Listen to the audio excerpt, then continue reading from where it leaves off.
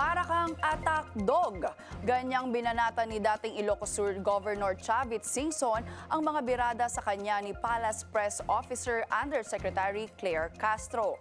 Kaugnay yan sa pag-akusa ni Castro na kumampi na raw si Chavit kay Vice President Sara Duterte dahil hindi raw naibigay ang hinihingi niyang posisyon sa Philippine Charity Sweepstakes Office o PCSO. Buwelta ni Singson, parang nauubusan na raw ang Malacanang ng attack dog at Yusek Claire na ang nagsasalita.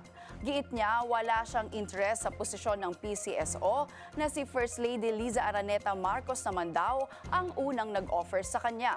Hindi rin daw siya nagtampo kahit 3 taon na siyang naghihintay. Hanggang sa maging anti-Marcos na siya dahil sa mga pangakong napako sa kanya. Banat pa ni Chavit, kaya niyang tapatan ng katotohanan ang lahat ng kasinungalingan ni Castro. At handa rin daw siyang magpakulong kung totoo man ang akusasyon laban sa kanya. Wala silang isang salita.